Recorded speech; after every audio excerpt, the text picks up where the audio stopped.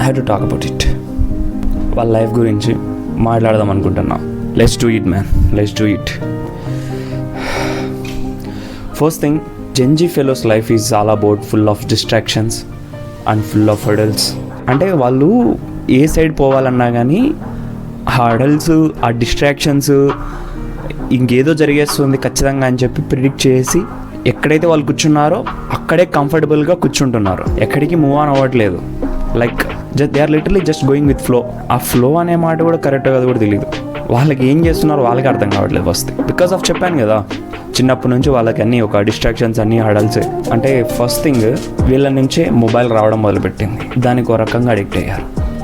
It is a good thing, I know, but the thing is, అంటే వాళ్ళకి ఏదైనా కొత్తగా కనిపిస్తే అది ఎక్కువ కావాలి వాళ్ళకి. ఇంకోటి ఏంటంటే, వాళ్ళు 10th ఇంటర్మీడియట్ టైమ్స్లో వాళ్ళకు పాండమిక్ వచ్చింది, కోవిడ్ వచ్చింది. దాంట్లో ఏవైతే మొబైల్స్ వచ్చాయో ఆ మొబైల్ని పట్టుకొని ఒక ప్లేస్ క్రియేట్ చేసుకొని, ఒక హోమ్లీ ప్లేస్ క్రియేట్ చేసుకొని, అంటే వాళ్ళ ఇళ్ళల్లో ఒకే చోట కూర్చొని ఆన్లైన్ క్లాస్ అనే ఒక పెద్ద ముసుగులో they are literally addicting to the mobile. వాళ్ళు మొబైల్కి అడిక్ట్ అయిపోయారు. గేమ్స్ ఆడుకుంటూ, పబ్జీ ఆడుకుంటూ, ఫ్రీ ఫైర్ ఆడుకుంటూ, వాట్ ఎవర్ ద థింగ్స్, కొంతమంది కాంటెంట్ క్రియేషన్ చేసుకుంటూ. అంటే ఆ 2 years, I mean 1.5 year, 2 years, I don't know, అదొక కంఫర్ట్ జోన్, అది ఒక పెద్ద డిస్ట్రాక్షన్ వాళ్ళకి. ఇంకా తర్వాత సరిగ్గా ఇంటర్మీడియట్ చదవలేకపోయారు, కరోనా పాస్ అన్నారు, చాలామంది బీటెక్కే వచ్చేసారు. ఆ బీటెక్ కూడా ఒకరిని చూసి ఒకరు ఇన్ఫ్లుయెన్స్ అయ్యి వచ్చేసారు. లైక్ శాలరీస్ బాగుంటాయి, సాఫ్ట్వేర్లో బాగా బతికేయచ్చు, లైఫ్ బాగుంటుంది కదా అని చెప్పి వచ్చేసారు. లిటరలీ చూస్తే వీళ్ళు ఎప్పుడైతే పాస్డ్ అవుట్ అయ్యారో అప్పటికి ఏఐ వచ్చేసింది. అంటే ఏఐ అనేది చాలా ఫ్రీ రీసోర్సెస్గా అయిపోయినాయి వాళ్ళకి. అదొక ఫ్రీ రీసోర్సెస్గా వాడుకోవడం వల్ల they are literally not putting efforts to build their career, they are literally depending on AI.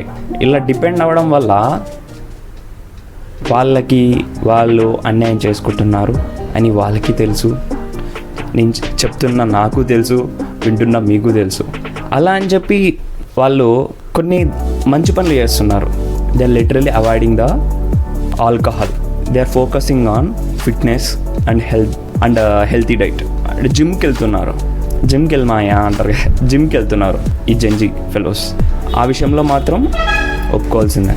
But కెరీర్ని బిల్డ్ చేసుకుందాము, మంచిగా సెటిల్ అవుదాము అనే ఒక మాట పైకి వస్తే they are literally facing so many struggles.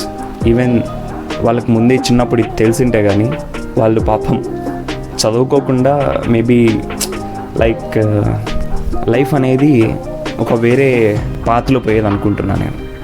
అంటే ఒక డైరెక్షన్లో వెళ్తూ ఉంటారు కదా చిన్నప్పుడు, ఆ డైరెక్షన్ నుంచి ఇక్కడికి వచ్చాం కదా, అక్కడ ఒక కొంచెం 2 degrees 3 degrees యాంగిల్ మార్చింటే వేరే డైరెక్షన్లో వెళ్ళే వాళ్ళేమో.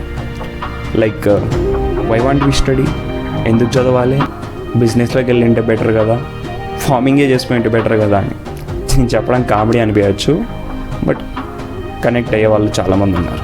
ఈ Gen Z ఫెలోస్లో చాలామంది ఇంట్రోవర్టర్ అనుకుంటే వీళ్ళు ఇంకా ఆ మొబైల్ ఉండడం వల్ల, అసలు బయటికి పోకుండడం వల్ల వీళ్ళు ఇంకా ఇంట్రోవర్ట్ అయిపోతున్నారు.